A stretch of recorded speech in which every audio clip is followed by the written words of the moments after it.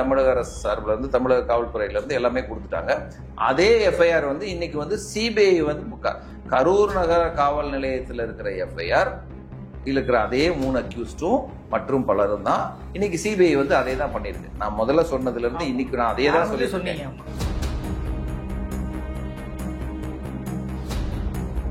இதுல வந்து ஒருவேளை இன்னமும் விசாரணை முழுமையா துளங்கும் பட்சத்துல விஜய் மீது எஃப்ஐஆர் போடுறதுக்கான வாய்ப்பு இருக்கா? வாய்ப்புகள் இருக்கு. கிட்டத்தட்ட பாத்தீங்கன்னா 10 நிமிஷத்து வரைக்கும் அவர் தெரிஞ்சதுக்கு அப்புறமும் எதையுமே நிறுத்தல.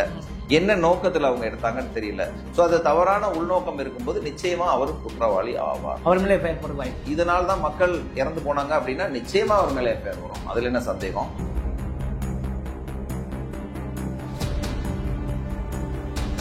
பொதுமக்களை கூட்டி நீங்க படம் எடுக்கிறீங்க, அதுவும் யாருக்கும் தகவல் தெரிவிக்காம எடுக்கிறீங்க அப்படின்னா உண்மையிலே ஜனநாயகம் படம் அங்க எடுத்தாங்களா அப்படிங்கிறது வந்து நிரூபிக்கப்பட்டா அந்த 10,000 25,000 ஆக்கணும் அப்படிங்கிறதுக்காகவே நீங்க டிலே பண்ணியிருந்தா முழுக்க முழுக்க அது சதி, தாவேகாவினரோட சதி. இவங்களை வந்து பனையூர்லயோ மகாபலிபுரத்துக்கோ கூட்டிட்டு வர்றதுக்காக வேணா இது பேசப்படலாமே தவிர அப்படி ஒன்றும் பர்மிஷன் வாங்கணும்னு அவசியம் கிடையாது. அதையெல்லாம் விட இன்னொரு ரொம்ப அறிவார்ந்த விஷயமா இருக்கு. சிபிஐ போய் பெர்மிஷன் கேட்கறது. சிபிஐக்கு லா அண்ட் ஆர்டருக்கு என்ன சார் சம்பந்தம்? புரியல. அப்ப என்ன அடிப்படையில் சொல்றாங்கன்னு ஒரு கேள்வி இருக்கு. அது நீங்க அவங்களதான் கேட்கணும். வந்து அந்த வழக்கு வந்து சிபிஐ விசாரிச்சுட்டு வந்து அந்த இடத்துக்கு இவர் போவதற்கு அவர்களிடம் வந்து அனுமதி வாங்கணும். அந்த அனுமதி கிடைக்குதா இல்லையா, இல்ல நீங்க வந்தா இன்னும் பிரச்சனையாகும், கூட்டம் வரும், வேணான்னு சொன்னாங்களா? I don't know anything. Permission இல்லாம எப்படி போக முடியும்? யார்கிட்ட பர்மிஷன் வாங்குறது? யார்ட்டாவது பர்மிஷன் வாங்கல, யார்கிட்ட வாங்குறது? அது மொத்தமா சிபிஐ கிட்ட போன பிறகு சிபிஐ கிட்ட வாங்கணுமா இல்ல வந்து டெல்லி ஹைகோர்ட் டெல்லி உச்சநீதிமன்றத்துல வாங்குறதா? அதுக்கு எனக்கு பதில் சொல்லுங்க. யார்கிட்ட வாங்குறது? கலெக்டரேட் வாங்குறது? சிபிஐ கிட்ட தான் நம்ம கேட்கணும். சிபிஐ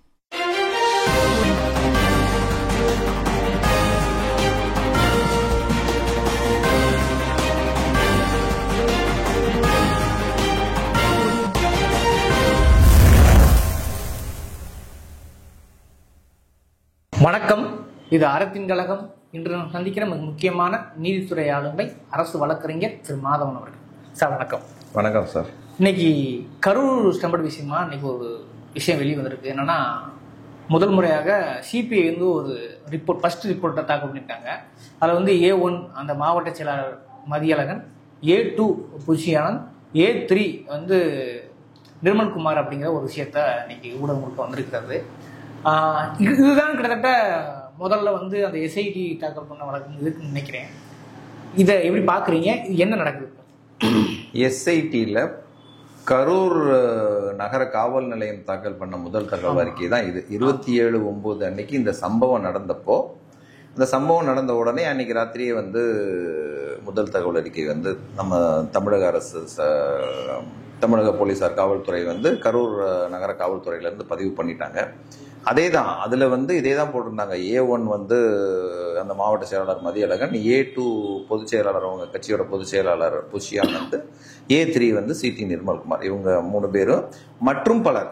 இந்த மற்றும் பலர்ல யாரெல்லாம் வருவாங்கிறது அது இன்வெஸ்டிகேஷனுக்கு அப்புறம் தான் தெரியும். இது வந்து எஃப்ஐஆர் தான் உங்களுக்கு முதல் தகவல் அறிக்கை. இது ஏற்கனவே நான் உங்ககிட்ட முதல்ல சொல்லியிருந்த அதே விஷயம் தான். சிபிஐ வந்து புதுசா ஒன்றும் பண்ண போறது இல்லை. ஆல்ரெடி வந்து இன்வெஸ்டிகேஷனை ஸ்டார்ட் பண்ணி பாதிக்கு மேல முடிச்சுட்டாங்க. ரொம்ப வேகமா போயிட்டு இருந்துச்சு. அதுக்கப்புறம் வந்து இன்னைக்கு உச்சநீதிமன்றம் உத்தரவுனால வந்து சிபிஐ வருது. சிபிஐக்கு இது எல்லாத்தையும் கொடுக்க சொல்லியிருந்தாங்க. இது எல்லாத்தையுமே வந்து தமிழக அரசு சார்பில் இருந்து தமிழக காவல்துறையில இருந்து எல்லாமே கொடுத்துட்டாங்க. அதே எஃப்ஐஆர் வந்து இன்னைக்கு வந்து சிபிஐ வந்து கரூர் நகர காவல் நிலையத்தில் இருக்கிற எஃப்ஐஆர் இருக்கிற அதே 3 அக்யூஸ்டும் மற்றும் பலரும் தான் இன்னைக்கு சிபிஐ வந்து அதே தான் பண்ணிருக்கு. நான் முதல்ல சொன்னதுல இருந்து இன்னைக்கு நான் அதே தான் சொல்லி சொன்னேன். யாரு விசாரணை, நீங்க போன இன்டர்வியூல பேட்டி எடுத்தப்ப நான் அதை தான் சொன்னேன். யாரு வந்து விசாரணை பண்ணாலும் இது உண்மை வெளியே வரப்போகுது. இப்ப என்ன, சிபிஐ வந்ததுனால கொஞ்சம் தாமதமாகும். ஆனால் இந்த தாமதமானா கூட தமிழக அரசு காவல்துறை என்ன பண்ணிருக்கோ அதே தான்.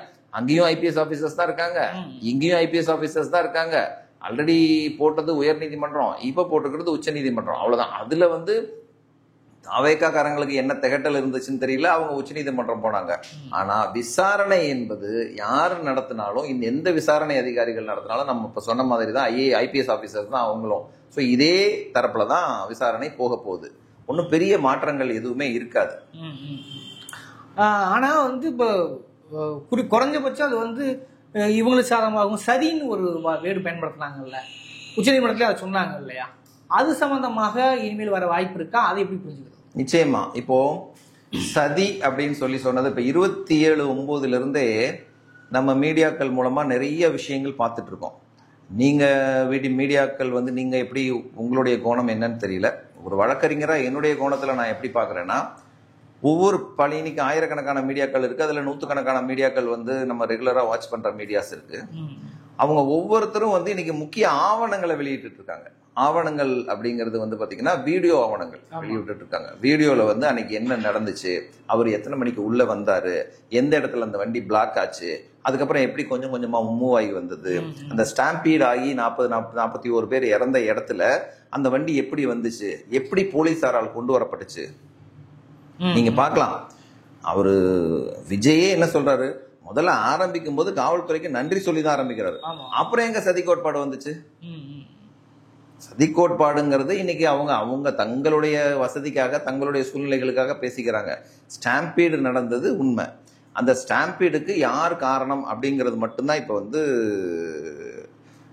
விசாரணையில தெரிய போகுது. சதி கோட்பாடுங்கிறது அதுல உண்மையிலே நானும் என்னை பொறுத்த அளவுக்கு இப்ப என்னன்னா, நான் முதல்ல என்னுடைய பாயிண்ட் ஆஃப் வியூல நான் என்ன யோசிச்சேன் அப்படின்னு சொன்னா, இது ஒரு சாதாரணமா நடந்த ஒரு விஷயம். ஒரு ஸ்டாம்பீடு, ஒரு கூட்டத்தில் ஒரு சினிமா நடிகரை பார்க்க வந்த மக்கள், அதனால கூட்டம் அதிகமாக கூடியிருக்கு. எதிர்பார்த்த அளவை விட கூட்டம் அதிகமாக கூடியிருக்கு. முக்கியமாக நீங்க சொல்ல போனீங்கன்னா, அந்த A1 இருக்கிற அந்த மதியழகன் இருக்கிறாரு, இந்த மதியழகன் காவல்துறை கிட்ட அனுமதி கேட்கும்போது என்ன சொல்றாரு, 10,000 பேர் வருவாங்கன்னு சொல்றாரு. அப்ப 10,000 பேர்னா நீங்க என்ன எதிர்பார்ப்பீங்க? ஒரு 15,000 பேர் வரைக்கும் எதிர்பார்ப்பு. அதுக்கு தகுந்த மாதிரி ப்ரொடெக்ஷன் கொடுப்பாங்க. அப்ப அந்த 10,000ங்கிறது 25,000 28,000 மாறுது. ஏன் மாறுது? 12 மணிக்கு வர்றதா சொல்லியிருக்கு. நீங்க பர்மிஷன் 3 மணிக்கு கேட்டுட்டு 12 மணிக்கே இங்க வந்துருவாரு அப்படின்னு சொல்லி நீங்க உங்களுடைய அபிஷியல் வெப்சைட்ல நீங்க கொடுக்குறீங்க. நீங்க அதை அதிகாரப்பூர்வமா நீங்க அறிவிக்கிறீங்க. புதுச்சேரி நான் 2-3 மீடியாக்கள்ல பார்த்தேன். அவங்க அந்த புஷியானந்த், A2 புஷியானந்த் அவரே சொல்றாரு, அவரே 12 மணிக்கு வந்துருவாருன்னு சொல்றாரு. அப்ப ஒரு தலைவர் 12 மணிக்கு வருவாரு, ஒரு கட்சியோட தலைவர் அப்படிங்கிறப்ப மக்கள் 12 மணிக்கு வரமாட்டாங்க யாரும். அப்போ அவங்க 8-9 மணில இருந்தே கூட ஆரம்பிச்சிருவாங்க. 12 மணிக்கு வர வேண்டிய ஒரு தலைவர் 7 மணி 7:30 மணிக்கு ஏன் வந்தார் அப்படிங்கறத பார்க்கணும். சோ நீங்க சொல்ற சதி கோட்பாடுங்கிறத நானும் உடன்படுறேன். இந்த சதி கோட்பாடை தீட்டினது யாரு? இது சதி கோட்பாடு உண்மையிலேயே சதி கோட்பாடு இவங்க பண்ணதா, யார் பண்ணதுங்கிறது இன்னைக்கு சிபிஐ விசாரணையில தெரிய போகுது. சதி கோட்பாடு அப்படின்னு சொன்னா இப்போ என்ன சொல்றாங்க, நிறைய மீடியாக்கள் மூலமா இப்ப நம்ம பார்க்கும்போது, ஜனநாயகன் படம் எடுக்கிறதுக்காக 60 ட்ரோன் கேமராஸ் வச்சிருந்தாங்க, ஹைலி அட்வான்ஸ்டு டெக்னாலஜி கேமராஸ் எல்லாம் வச்சிருந்தாங்க. அந்த படம் வெளிவரப்போகுது, அதுக்காக பண்றாங்கன்னு சொல்றாங்க. அப்போ இதுவும் சதி கோட்பாடு தான். இப்போ நீங்க உண்மையிலே ஒரு தலைவர் ஒரு அரசியல் கட்சியின் தலைவர் பரப்புரை அப்படின்னு சொல்லிட்டு மக்கள் கிட்ட பரப்புரைக்காக நான் போறேன்னு சொல்லி பெர்மிஷன் வாங்கிட்டு அவர் ஒரு படம் ஷூட்டிங் பண்றாரு அப்படின்னு சொன்னா, படம் ஷூட்டிங் பண்றீங்கன்னா நீங்க படம் ஷூட்டிங் பண்றதுக்கு பெர்மிஷன் வாங்கியிருக்கணும், முறையா பெர்மிஷன் வாங்கியிருக்கணும். அது மட்டும் இல்லாம நீங்க உங்களுடைய ஜூனியர் ஆர்டிஸ்ட வச்சு படம் எடுக்கிறதுக்கே நீங்க ரோட்ல வச்சு எடுக்கணும்னா முறையா பர்மிஷன் வாங்கி படம் எடுக்கணும். இங்க பொதுமக்களை கூட்டி நீங்க படம் எடுக்கிறீங்க, அதுவும் யாருக்கும் தகவல் தெரிவிக்காம எடுக்கிறீங்க அப்படின்னா உண்மையிலே ஜனநாயகம் படம் அங்க எடுத்தாங்களா அப்படிங்கிறது நிரூபிக்கப்பட்டா அது சதி கோட்பாடு. தாவேகாவினரோட சதி, அதுல என்ன சந்தேகம்? மறைமுகமா சொல்லாம எடுத்தது. ஆமா, மறைமுகமா சொல்லாம எடுத்தா அது என்னது, சதி தானே. நீங்க வேற என்ன சொல்லுவீங்க? நீங்க அதாவது மக்களுக்கு தகவல் சொல்லாம, காவல்துறைக்கு தகவல் சொல்லாம, யாருக்குமே தகவல் சொல்லாம நீங்க உங்களுக்குள்ள மட்டும், அதாவது உங்களுக்கு சிம்பிளா தெரியும் சார், ஒரு விஷயத்த செய்ய போறீங்க, அதை வெளிப்படையா சொல்லாம ஒரு 4 பேர் சேர்ந்துக்கிட்டு முடிவு பண்றதுக்கு பேர் தானே சதி. இல்ல அப்ப இந்த இடத்துல ஒரு இடத்துல ஒண்ணு புரிஞ்சுக்க முடியுது. விஜய் என்ன சொல்றாருன்னா, போலீஸ் பர்மிஷன் கொடுத்த இடத்துல நான் பேசுறத தவிர நான் எந்த ஒரு தவறு செய்யலைங்கிற வார்த்தையை ஒரு வீடியோல பதிவு பண்றாரு இல்லையா? இப்போ எஃப்ஐஆர் 3 பேர்ல பதிவு செய்யப்பட்டிருக்கு. அப்ப என்ன நடக்குதுன்னு ஒரு கேள்வி ஏற்படுது. ஆமா, போலீஸ் அனுமதி கொடுத்தது, அந்த இடத்துல அனுமதி கொடுத்தது உண்மை. ஆனா இதே போலீஸ் அனுமதி கொடுத்தது உண்மை எதை வச்சு சொல்றாங்க? நீங்க 10 நாளைக்கு முன்னாடி அனுமதி கேட்கறீங்க, 10,000 பேர் வருவாங்கன்னு சொல்றீங்க, நீங்க 3 மணிக்கு வர்றேன்னு சொல்றீங்க. ஆனா இதெல்லாம் வச்சு இதெல்லாம் கனெக்ட் பண்ணி தான் போலீஸ் ஆன்டிசிபேட் பண்ண முடியாது. 10 நாள் கழிச்சு இவர் 3 மணிக்கு வர்றேன்னு சொல்லிட்டு 12 மணிக்கு வர்றதா அனௌன்ஸ் பண்ணிட்டு 7 மணிக்கு தான் வருவாரு அப்படின்னு சொல்லி கரூர் எஸ்பிக்கு தெரியுமா? இல்ல சென்ட்ரல் ஜோன் ஐஜிக்கு தெரியுமா? இல்ல டிஜிபிக்கு தெரியுமா? யாருக்கு தெரியும்? நீங்க வந்து சார் நீங்களே இப்போ ஒரு நிகழ்ச்சி நடத்துறீங்கன்னா நீங்க நிகழ்ச்சி நடத்தும் போது அந்த நிகழ்ச்சி நிரல் வந்து இந்த டைம்ல இத்தனை மணிக்கு இங்க வருவேன்னு சொன்னீங்கன்னா அதுக்கு தகுந்த மாதிரி தான் போலீஸ் பாதுகாப்பு கொடுக்க முடியுமே தவிர நீங்க 3 மணிக்கு உங்களுக்கு 3ல இருந்து 10 வரைக்கும் பர்மிஷன் கேட்கறீங்க, 3ல இருந்து 10 வரைக்கும் உங்களுக்கு பர்மிஷன் கொடுத்தாச்சு. நீங்க சில இடங்களை குறிப்பிட்டு கேட்கறீங்க, ஒரு 3 இடத்த 4 இடத்த நீங்க காமிக்கிறீங்க, அதுல ஒரு இடத்துல உங்களுக்கு வந்து கொடுத்தாச்சு. நீங்க கேட்காத இடத்தையும் கொடுக்கல, கேட்ட இடத்தையும் கொடுத்தாச்சு. நீங்க அதையும் மீறி என்ன பண்றீங்க, 8:50க்கு நாமக்கல்ல 8:45க்கு கூட்டத்தை வச்சுட்டு போலீஸ்ட பர்மிஷன் வாங்கிட்டு நீங்க 8:50க்கு தான் நீங்க ஊர்ல சென்னையில இருந்தே கிளம்புறீங்க. அதுக்கப்புறம் நீங்க நாமக்கல் வர்றீங்க, நாமக்கல்ல இருந்து கரூருக்கு வர்றீங்க. கரூருக்கு வந்து 12 மணின்னு சொல்லிட்டு மக்கள் கிட்ட வந்து சொல்லிட்டு அன்னைக்கு கடுமையான வெயில் வேற இருந்தது, கடுமையான வெயில், 7 மணிக்கு. ரெண்டாவது போலீஸ் வந்து உங்களுக்கு கொடுக்கும் போதே, காவல்துறை அனுமதி கொடுக்கும் போதே என்னென்னலாம் ப்ரீ கண்டிஷன்ஸ் 11 கண்டிஷன்ஸ் கொடுத்துதான் பண்றாங்க. எந்த கண்டிஷனையும் ஃபாலோ பண்ணல. போலீஸ் அவங்கள ஃபாலோ பண்ண வேண்டாம்னு சொல்லிச்சு. நான் எத்தனையோ மீடியாக்கள்ல பார்த்தேன்.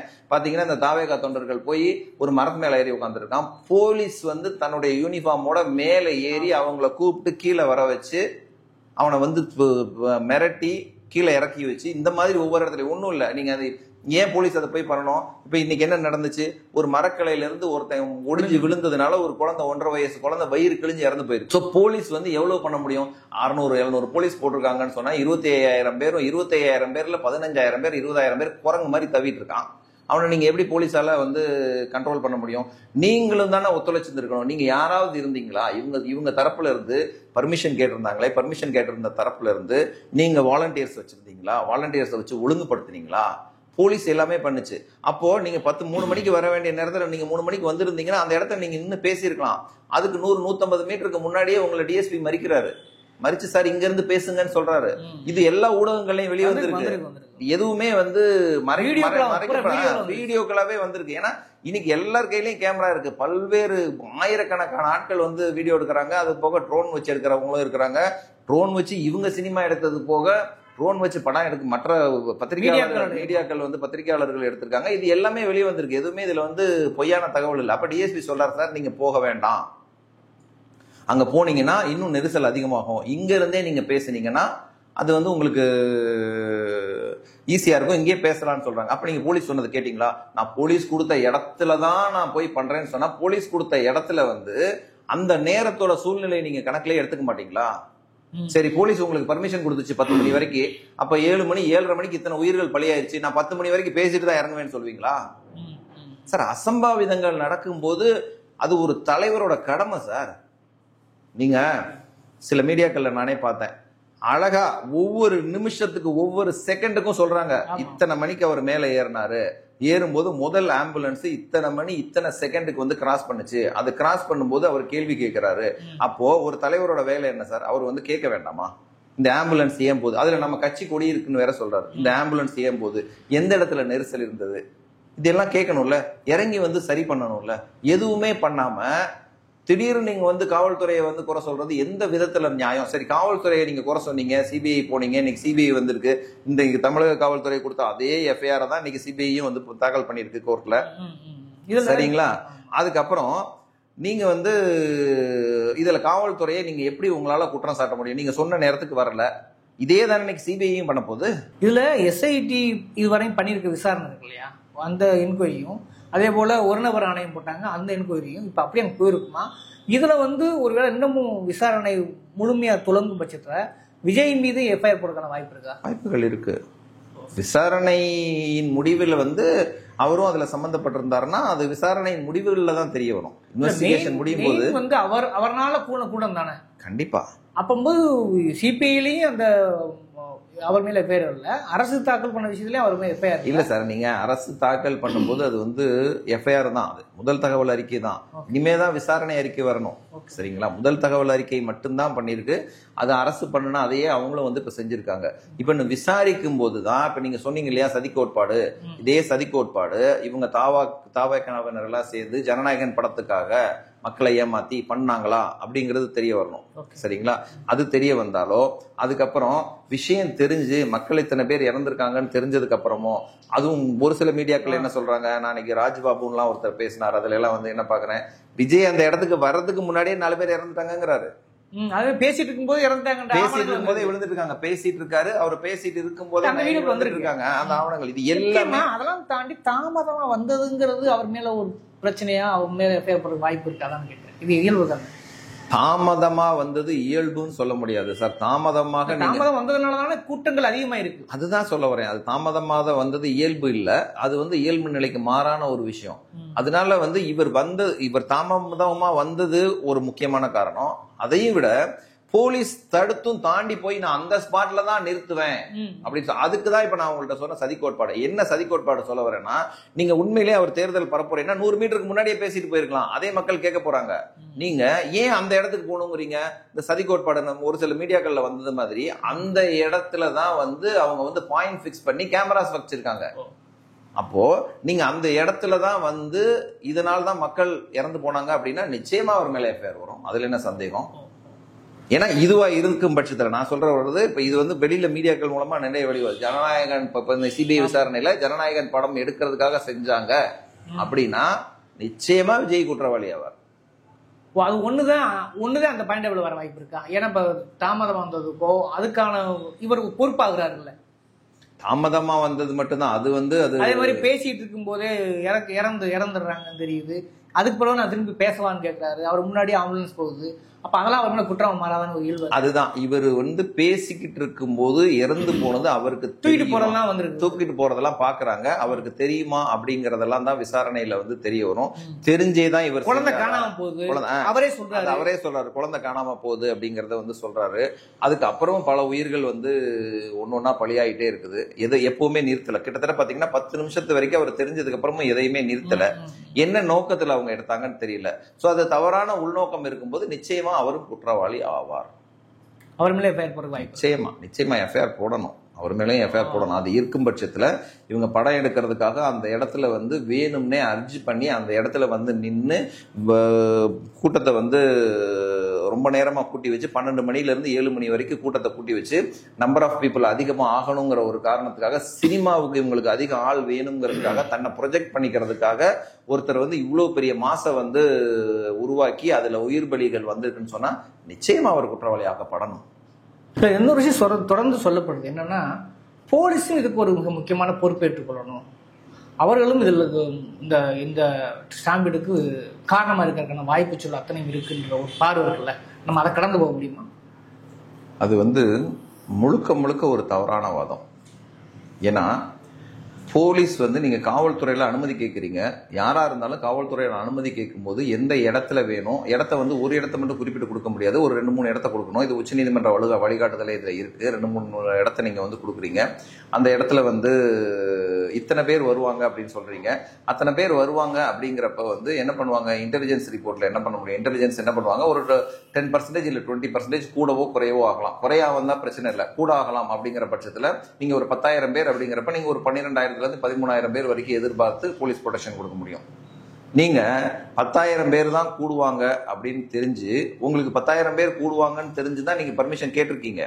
அந்த ஒரே ஒரு காரணத்தினால அதுக்கப்புறம் வந்து நிறைய அதிகமான மக்கள் வேணும் ஜனநாயகம் படம் ஷூட்டிங்குக்கு அப்படிங்கிற ஒரு கோணத்துல நீங்க வந்துட்டு காலையில இருந்தே, ஏன்னா நம்ம எல்லாருக்குமே தெரியும், நானே பல இன்டர்வியூக்கள்ல பார்த்திருக்கேன், விஜய் வந்து ஷூட்டிங்க்கு நேரம் தவறாம வருவாருன்னு சொல்றாங்க.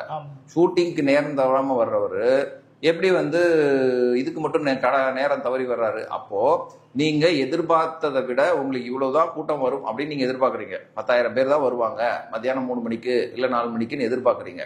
ஆனா அந்த 10,000 25,000 ஆக்கணும் அப்படிங்கிறதுக்காகவே நீங்க டிலே பண்ணியிருந்தா முழுக்க அது சதி கோட்பாடு தான் அது.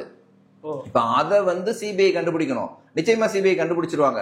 அப்படியே சிபிஐ கண்டுபிடிக்க தவறுனாலும் சிபிஐ கண்டுபிடிக்காம இருக்காது. இன்னொன்னு, தமிழ்நாட்டுல இந்த பாட்சாலாம் பழிக்காது சார். சிபிஐயே ஒரு விஷயத்த பண்ணலைனாலும் இங்க நான் பார்த்திருக்கேன் கோர்ட்ல ஆயிரக்கணக்கான பொதுநல வழக்காளர்கள் ஆள் இருக்காங்க. இன்னைக்கு வந்து மீடியால கம்ப்ளீட்டா சர்ஃபேஸ் ஆயிடுச்சு. எல்லாமே எவ்ரிதிங் சர்ஃபேஸ்ட் அவுட். ஒவ்வொரு மீடியால இருந்தும் இப்ப நீங்க சில விஷயங்களை வெளிவிடுறீங்க, ஒவ்வொருத்தர் ஒரு விஷயங்களை வெளிவிடுறாங்க, எல்லாம் வீடியோ ஆதாரங்களா வெளிவிடுறாங்க. அதை சிபிஐ பார்க்க தவறினால் இவங்க அடுத்த நிமிஷம் சுப்ரீம் கோர்ட் போவாங்க. நீங்க தமிழ்நாட்டுல வந்து தமிழ்நாட்டுல அவ்வளவு ஈஸியாலாம் ஒரு தப்பு பண்ணிட்டு யாரும் தப்பிச்சு போயிட முடியாது. எந்த இன்வெஸ்டிகேஷன் ஏஜென்சியா இருந்தாலும் சரி, அது தமிழ்நாடு போலீஸ் பண்ணியிருந்தாலும், தமிழக காவல்துறை பண்ணியிருந்தாலும் சரி, சிபிஐ பண்ணியிருந்தாலும் சரி, நீங்க பெடரல் பியூரோ ஆஃப் இன்வெஸ்டிகேஷனே கூட்டிட்டு வந்து அமெரிக்கால இருந்து கூட்டு வந்து அவங்க தான் பண்ணணும்னு நீங்க சொன்னாலும் சரி, இங்க இந்தியன் கான்ஸ்டிடியூஷன்ல இங்க நம்ம ஆளுங்க பப்ளிக் இன்ட்ரெஸ்ட் லிட்டிகேஷனை போட்டு ஒவ்வொருத்தரும் கோர்ட்டுக்குள்ள போவான். அது வந்து தமிழ்நாட்டுல வந்து ஆமா நிச்சயமா இங்க வந்து பாத்தீங்கன்னா அந்த ஜுடிஷியல் ஆக்டிவிசம் சொல்றோம் இல்லையா, இந்தியாவில வந்து தமிழ்நாட்டுல ஜுடிஷியல் ஆக்டிவிசம் ரொம்ப அதிகம். உயர் நீதிமன்றத்தை நாடுறதா இருந்தாலும் சரி, உச்ச நீதிமன்றத்தை நாடுறதா இருந்தாலும் சரி, ஜுடிஷியல் ஆக்டிவிசம் ரொம்ப ரொம்ப ஜாஸ்தி. ஓகே, அதனால 41 பேர் வந்து இறப்பெல்லாம் அவ்வளவு ஈஸியா கடந்து போயிட மாட்டாங்க. சிபிஐயா இருந்தாலும் நிச்சயமா உண்மைகள் வெளிவரும் பட்சத்துல அதன் தண்டனைகள் கடுமையா தான் இருக்கும். நீங்க சொல்ல மீடியாக்கள் பல்வேறு ஆதாரம் வெளியிடுறாங்க, அதே சமயத்தில் இன்னொரு விஷயம் நடக்குது. மீடியா ட்ரையல் ஒன்று நடக்குதோ அப்படின்னு ஒரு கேள்வி இயல்பு வருது. இந்த கேள்வி ஏன் உங்கள்கிட்ட கேட்குறேன்னா, சில மீடியாக்கள் குறிப்பாக மூத்த ஊடகங்கள்னு சொல்லக்கூடிய சில பேர் சொல்றாங்க, அங்க வந்து அவங்க பர்மிஷன் கொடுக்க மாட்டாங்க. விஜய் வந்து கரூர்ல போய் அந்த பாதிக்கப்பட்ட மக்களை பாக்குறாங்க, யார்கிட்ட பர்மிஷன் இப்போ வாங்க முடியும்? ஏன்னா வழக்கு சிபிஐக்கு போயிடுச்சு. அதனால சிபிஐ கிட்ட போயிட்டு இனிமேல் வந்து பர்மிஷன் வாங்க முடியுமாங்கிற ஒரு பார்வை முன் வைக்கிறாங்க இல்லையா? அதை எடுத்து அது உண்மையா? அப்போ விஜய் வந்து பனையூர்ல இருந்து அவரோட அலுவலகத்துக்கோ இல்ல அவங்க அம்மா அப்பா வீட்டுக்கோ சாலி கிராமத்துக்கோ போனோம்னா பர்மிஷன் வாங்கிட்டு தான் போறாரா? இல்லையே, அது சாதாரண நிகழ்வு தானே. அது போறது அதே மாதிரி இதுவும் சாதாரண நிகழ்வு தானே சார். நீங்க வந்து ஒரு பரப்புரைக்கு போகணும்னு சொன்னீங்க, ஒரு மாநாடு நடத்தணும்னு சொன்னீங்க, போலீஸ்கிட்ட பர்மிஷன் கேட்டீங்க, போலீஸ் பர்மிஷன் கொடுத்துச்சு, அதுக்கப்புறம் நடத்துனீங்க. நீங்க ஒரு சாவு வீட்டுக்கு போறதுக்கு, நீங்க கல்யாண வீட்டுக்கு போறதுக்கு, பொங்கலுக்கு உங்க சொந்தக்காரங்க வீட்டுக்கு போறதுக்கு, இல்ல உங்களுடைய நண்பர்கள் தோழிகள் நண்பர்கள் நண்பிகள் வீட்டுக்கெல்லாம் நீங்க போறதுக்கு என்ன பர்மிஷன் கேட்டுட்டா போறீங்க? இது உங்க சொந்தக்காரங்க தானே சார். 41 பேர் இறந்து போனவங்க நீங்க என்ன சொல்றீங்க? உங்களுடைய சொந்தம் தானே சொல்றீங்க. அதுக்கு போறதுக்கு யாருக்கிட்ட போய் பர்மிஷன் கேட்கணும், எந்த சட்டத்துல பர்மிஷன் கேட்கணும் இருக்கு. அதையெல்லாம் விட இன்னொரு ஒரு ரொம்ப அறிவார்ந்த விஷயமா இருக்கு, சிபிஐ போய் பர்மிஷன் கேட்கறது. சிபிஐக்கு லா அண்ட் ஆர்டருக்கு என்ன சார் சம்பந்தம்? புரியலையே. அப்ப என்ன அடிப்படை சொல்றாங்கன்னு ஒரு கேள்வி இருக்கு. அது நீங்க அவங்களதான் கேட்கணும். புரியல, சட்டத்துல அந்த மாதிரி எதுவும் இல்ல. சரி சரி, என்ன போற போக எல்லாம் சொல்ல முடியுமா? நம்ம வந்து அதுக்காக இப்ப அங்க பர்மிஷன் கிடைக்கல, சிபிஐ போகணும் செய்யுங்க. நீங்க சொல்ற இந்த ஊடகவியலாளர்கள் யாரோ பேசினாங்கன்னு சொல்லி நான் பார்க்கல எதையும். சரி, அவங்கள கூட நீங்க Tamil Nadu law and order CBI கொடுக்கணும்னு சொல்லி கூட கோர்ட்ல போய் கேஸ் போட சொல்லுங்க.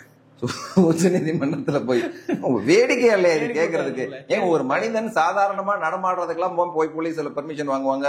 உங்க வீட்டுல வந்து ஒரு ஃபங்க்ஷன் நடக்குது, ஒரு நல்லது நடக்குது, ஒரு கெட்டது நடக்குது, விஜய் வீட்டுல ஏதோ ஒன்று நடக்குது, இல்ல ஒரு தலைவர் வராரு, ஓகே, அரசு ஒரு பெரிய அசம்பாரம் வந்திருக்கு, அப்ப வரும்போது கூட்டம் வரும் அப்படிங்கிறதுக்கு உண்மையிலேயே பர்மிஷன் கேட்கறதா யார்கிட்ட கேட்கணும்னு இருக்குல்ல? கூட்டம் வரும், தள்ளுமுள் வரும், கொஞ்சம் போலீஸ் வரணும் அப்படின்றது. அந்த பஸ்ஸுக்கு ஆயுத பூஜை போட்டீங்களா? யார்கிட்ட சார் பர்மிஷன் கேட்டீங்க? அதுதான் சார், உங்களுடைய தனிப்பட்ட விஷயங்களுக்கு நீங்க எதுக்கு பெர்மிஷன் கேட்கணும்? நீங்க ஒருவேளை ஒரு கூட்டம் கூட திரும்ப விஜய் வராதுன்னு தெரிஞ்சு மக்கள் கூடுவாங்க அப்படிங்கிற ஒரு அசம்பாவித நிகழும் பட்சத்துல யார்கிட்ட பர்மிஷன் கேட்கணும்? ஏன் போலீஸ் பர்மிஷன் கேட்க முடியாது? அஜித் பர்மிஷன் ஆல்ரெடி போய் கேட்டிருக்காங்களே. கேட்க வேண்டிய அவசியமே இல்லை சார். நான் அதுதான் நான் இன்னைக்கு சொல்றேனே, பனையூர்ல கூட தான் நான் போயிருக்கேன். அவர் வீட்டு பக்கமா என்னுடைய நண்பர்கள் வீடெல்லாம் இருக்கு, அந்த பக்கம் போயிருக்கேன். பனையூர்ல இருந்து தினந்தோறும் அவர் போயிட்டு வந்துட்டு தான் இருக்காரு அந்த கார்ல. ஒவ்வொரு நாளைக்கு ஒரு கார்ல போறாரு. எத்தனை பேர்கிட்ட பர்மிஷன் கேட்டு போனாரு? இங்க தாம்பரம் கமிஷனர் பர்மிஷன் கேட்டு போனாரா, இல்ல சென்னை கமிஷனர் பர்மிஷன் கேட்டு போனாரா, இல்ல டிஜிபி பர்மிஷன் கேட்டு போறாரா? அங்க வேற கூட்டம் குடிச்சா போகும்போது எனக்கு நிஜமா நீங்க சொல்றதெல்லாம் வந்து பார்க்கும்போது இந்த பிரகாஷ் ராஜ் ஒரு படத்துல நடிச்சிருப்பாரு. அவரு இப்படிதான் திடீர்னு ஒரு நண்பரோட கதையை வந்து திருடி படம் எடுத்து பெரிய ஹீரோவா, மாஸ் ஹீரோவா ஆயிடுவாரு. அதுல வந்து சொல்லுவாரு, இந்த மாதிரி வந்து என்னை அரெஸ்ட் பண்ணணும் அப்படின்னா ஒரு எஸ்ஐ வந்து என்னை எப்படி அரெஸ்ட் பண்ண முடியும்? கமிஷனர் தான் வந்து அரெஸ்ட் பண்ணணும். அப்பதான் இவர் பிருத்திவிராஜ் சொல்லி சிரிப்பாரு, கமிஷனரா இருந்தாலும் அதுவும் ஜூனியர் ஆர்டிஸ்ட் தானே, அது கூட அவனுக்கு அறிவில்லை அப்படின்னு. அந்த மாதிரி எனக்கு இது நீங்க கேட்கும் போதெல்லாம் எனக்கு வந்து இது சிரிப்பு தான் வருது. ஒவ்வொருத்தரும் கதை கட்டுறதுக்கு சட்டத்தை மீறி வந்து சட்டம்ங்கிறத தாண்டி ஒவ்வொருத்தரும் ஒரு விதமா கதை கட்டுறதுக்கு ஒண்ணும் இல்லை. இது வந்து அவரு சட்டப்படி நான் என்ன பொறுத்தளவுக்கு ஒரு வழக்கறிஞரா அவர் போய் பாதிக்கப்பட்டவங்களை பாக்குறாரு, பார்க்கல, அது வந்து அவருடைய சம்பந்தப்பட்ட விஷயம். ஆனா பர்மிஷன்லாம் யாருக்கிட்டையும் வாங்கணும்னு அவசியம் இல்லை. இவர் போய் கரூர்ல போய் ஒரு வீட்டுல போய் ஒருத்தங்களை பாக்குறதுக்கு, இல்ல கரூர்லயே உண்மையிலேயே இவருக்கு வேற ஒரு சொந்தக்காரங்க கரூர்லயோ இல்ல சேலத்திலயோ இல்ல நாமக்கல்லையோ சென்னையிலேயே வந்து ஓஎம்ஆர்லயே அவருக்கு நிறைய சொந்தக்காரங்களாம் இருக்காங்க, அவங்களை எல்லாம் போய் பார்க்க போறதுக்கு பர்மிஷன் வாங்கிட்டா போய் பாக்குறாரு இல்லையே? அது சாதாரண நிகழ்வு நடக்குது. அப்புறம் இதையே இது ஒரு பெரிய விவாதமாக்கணும்னு எனக்கு புரியல சார்.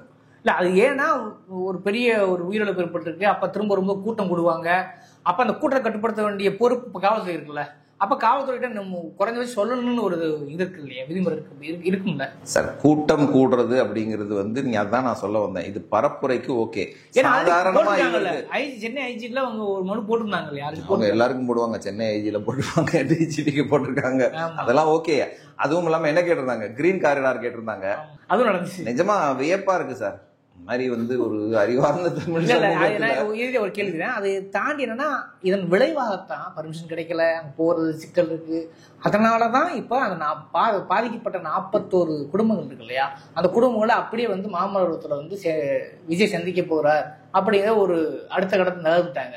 இவ்வளவு தூரத்துக்கு போகணுமான்னு அந்த கேள்வி. அது அதாவது அவங்கள வந்து பனையூர்லயோ மகாபலிபுரத்துக்கோ கூட்டிட்டு வர்றதுக்காக வேணா இது பேசப்படலாமே தவிர அப்படி ஒன்றும் பர்மிஷன் வாங்கணும்னு அவசியம் கிடையாது. எத்தனையோ நாட்கள்ல வந்து போகும்போது அதுவும் இல்லாம உண்மையிலேயே ஒரு சில தலைவர்கள் போறாங்கன்னா தகவல் சொல்லிட்டு போனாலே போதும். அது போக இன்டெலிஜென்ஸ் இருக்குங்க, உளவு பிரிவு இருக்கு, வர்றாங்க ஒருத்தங்க. இப்ப இவர் வந்து நேரா போய் அந்த 41 பேர் ஃபேமிலியை போய் பார்க்க போறாரு அப்படின்னு சொல்லி சொன்னா, அந்த 41 ஃபேமிலியும் வந்து இருக்கிற ஊருக்கு போக போறாரு அப்படின்னு சொல்லி சொன்னா அதுக்கு தேவையான பாதுகாப்பு ஏற்பாடுகளை அங்கேயே பண்ணிடுவாங்க.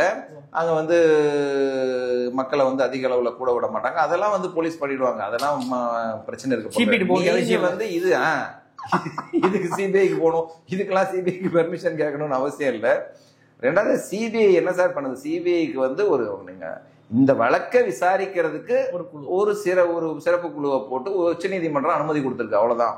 அதுக்காக என்டையர் லேண்ட் ஆர்டருக்கும் சிபிஐக்கு தான் போகணுமா, சிபிஐக்கு போகணுமா, இங்க போகணுமா, அங்க போகணுமா, அவர் பாட்டில் வந்துட்டு அவர் பாட்டில் பார்த்துட்டு போக வேண்டியதானே இருக்கு. அது போலீஸோட கடமை. நீங்க போலீஸ் என்ன பண்ணாங்க நீங்க யோசிச்சு பாருங்க. அன்னைக்கும் என்ன பண்ணாங்க, இப்ப 41 பேர் ஸ்டாம்பீட் நடந்தப்பையும் இந்த போலீஸ் நீங்க பாத்தீங்கன்னா எந்த தாவேகா தொண்டரும் வந்து யாரையும் நெஞ்சில பம்ப் பண்ணி பண்ணதை நான் பார்த்தது இல்ல. காவல்துறை நீங்க எத்தனை வீடியோ காவல்துறை வந்து குழந்தைய தூக்கிட்டு போறது மட்டும் இல்லைங்க, மூச்சுக்கு திணறவங்களுக்கு வந்து முதலுதவி கொடுக்குறாங்க, தூக்கிட்டு ஓடுறாங்க. அதுக்கப்புறம் வந்து ஆம்புலன்ஸ் வருது சார், ஆம்புலன்ஸ் வர்றத ஒரு தாவேகா தொண்டர் போய் மறிச்சு பிரச்சனை பண்றாரு. அவரை அடிச்சு அப்புறப்படுத்தி அந்த ஆம்புலன்ஸ் வந்து ஏன்னா பேசி பாக்குறாங்க, முடியல, அடிச்சு அப்புறப்படுத்தி அந்த ஆம்புலன்ஸ் வைக்கிறாங்க. உயிர் அங்க இருக்கிற ஒவ்வொருத்தரையும் வந்து அந்த தாவேகா தொண்டர்களுக்கு வந்து அசம்பாவிதம் நடந்துடக்கூடாது, எத்தனை பேரை எப்படி காப்பாற்ற முடியுங்கிறதுக்காக உயிரை கொடுத்து போராடினாங்க போலீஸ். அதனால காவல்துறையை வந்து இதுல குறை சொல்றதுங்கிறது என்னை பொறுத்தளவுக்கு நம்ம பார்த்த வீடியோக்கள்ல ஒவ்வொரு வீடியோக்கள்லயும் எல்லா வீடியோத்துக்குள்ளயுமே இருக்கு. காவல்துறையை குறை சொல்றதுக்கு இதுல ஒண்ணுமே இல்லை. காவல்துறை வந்து நீங்க கூட்டம் கூட்டின இடத்துக்கு வராதீங்க, கொஞ்சம் முன்னாடியே நின்று பேச சொல்லுதே. நீங்க முன்னாடி நின்று பேசிட்டா உங்களுக்கு என்ன ஆயிட போகுது, எல்லாரும் அங்க இருந்து பாத்துற போறாங்க. அப்புறம் திரும்ப திரும்ப அப்புறம் ஏன் சார் வந்து காவல்துறையை குறை சொல்ல காரணம்? காவல்துறையை குறை சொல்றாங்க அப்படின்னு நீங்க சொல்றீங்க சார் மீடியால. ஆனா இது வரைக்கும் ஏதாவது வந்து இப்ப நான் இப்ப சொன்னது அத்தனையுமே உங்களுக்கு நான் கொடுத்த இதுல எல்லாமே மீடியால வந்து ரிப்போர்ட்ஸ் வச்சு வீடியோ ஆதாரங்களை வச்சு ஏதாவது ஒரு வீடியோவோ போட்டோ ஆதாரமோ காவல்துறை வந்து யாரையோ மிதிச்சு கொண்டதாகவோ இல்ல வந்து தாவேகா தொண்டர்கள் யாரையோ பிடிச்சி தள்ளுனதாகவோ ஏதாவது இருக்கா?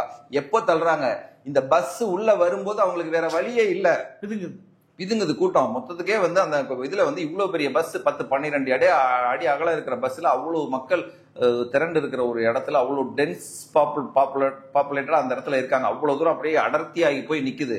அந்த இடத்துல அது வந்து அப்படியே அது பொழந்துக்கிட்டு அந்த என்டையர் கூட்டத்தையும் பொழந்துட்டு போக வேண்டிய சூழ்நிலை. ஏன்னா டிஎஸ்பி தடுத்து பாக்குறாரு, இவர் நிக்க மாட்டேங்கிறாரு, நான் அங்கதான் போய் பேசுவேங்கிறாரு. அப்ப வேற வழி, காவல்துறையோட நிலைமை என்ன, 28,000-25,000 பேர் நிக்கிறாங்க, அவங்களோட உயிரை பாதுகாக்கணும், எதுவும் பிரச்சனை வந்துடக்கூடாது. அப்ப என்ன பண்றாங்கன்னா அப்படியே அந்த கூட்டத்தை பொழந்துக்கிட்டு தான் இந்த பஸ்ஸை போக வைக்கிறாங்க. இதுல காவல்துறையோட சதி எங்க வந்தது? ஒரு காவல்துறை அதிகாரி பாதுகாப்பு கொடுக்கப்பட்ட இடத்துல ஏதாவது பிரச்சனையாச்சுன்னா அவர் பொறுப்பாவார் சார். நாளைக்கு அவருக்கு சார்ஜஸ் வரும், அவருக்கு சஸ்பென்ஷன் வரும், அவருக்கு ரிமூவல் ஃப்ரம் சர்வீஸ் வரும். சோ அதனால அது அவங்களோட கடமை. அதனால வந்து அவங்க சொல்லுவாங்க. அதனால காவல்துறையினர் சொல்லும் போது எந்த கூட்டமா இருந்தாலும் யாரா இருந்தாலும் பெரிய தலைவர்களா இருந்தாலும் நம்மள மாதிரி இப்ப நம்மளே பல இடங்கள்ல போயிட்டு இருக்கோம் சார். இந்த எவ்வளவு பெரிய சமயோஜித புத்தி உள்ள அதிகாரியா இருந்தாலும் அவங்களால என்ன செய்ய முடியும்னு நினைக்கிறீங்க? ஒரு பெரிய ஸ்டாம்பீடுங்கிறது ரொம்ப மோசமான விஷயம் சார். ஸ்டாம்பீடு வந்து அதையும் விட நீங்க யோசிச்சு பாருங்க, அவ்வளவு கடுமையான வெயில்ல காலையில 8-9 மணில இருந்து தண்ணி இல்லாம அவங்க வந்து ஒரு பாத்ரூம் போக முடியாம அந்த மாதிரியான சூழ்நிலையில இருக்கும்போது யாரா இருந்தாலுமே அவங்களுக்கு எப்படி இருக்கும்? அதுவும் இல்லாம ரோட்டுல நிற்கும் போது எவ்வளவு கஷ்டமா இருக்கும். லேசா தள்ளினா கூட விழுந்துற மாதிரியான ஒரு உடல் சோர்வு, உடல் பலவீனம் ஆயிரும். அந்த மாதிரியான நிலைமையில தானே சரி இருப்பாங்க. புரியுது சார். இது வந்து ஒரு முதல்ல ஒரு சிபிஐ வந்து ஒரு முதல் தகவல் அறிக்கையை பதிவு பண்ணிருக்காங்க. நீங்களும் அந்த கரூர் தாக்கல் செய்த அறிக்கைக்கும் இதுக்கும் எந்த வேறுபாடு இல்லைங்கிறீங்க. ஆனா இதையும் மீறி இன்னும் கொஞ்சம் துப்பு தொடங்குற பொழுது விஜய் மீதே கூட எஃப்ஐஆர் பதிவுக்கான வாய்ப்பு இருக்குன்றதை சொல்லியிருக்கீங்க. இல்ல, இது வந்து நீங்க சொல்றது வந்து அந்த 3 பேர் மற்றும் பலர் அப்படிங்கறதுல விஜய் அப்படிங்கிறது மட்டும் இல்ல, விஜயையும் தாண்டி வேற யாரெல்லாம் இதுல இருந்தாங்க அப்படிங்கறது தெரிஞ்சதுன்னா, இது வந்து சொல்றத கேட்காம அதிகாரிகள், காவல்துறை அதிகாரிகள் சொன்னதையும் மீறி போனதுனாலதான் அந்த இடத்துல அந்த உயிர் பலிகள் நடந்திருக்கு, ஸ்டாம்பீடு நடந்திருக்குன்னு தெரிஞ்சா அவங்க மேலேயும் வந்து நிச்சயமா வந்து எஃப்ஐஆர் பதிவு பண்ணி அவங்களையும் அக்யூஸ்டா மாத்துவாங்க. அது அப்படியே மக்கள் பார்வைக்கு விட்டுவிடுது. இந்த விவாத சூழல் அறக்களத்துக்கு நேர ஒதுக்கி பண்ணி. நன்றி.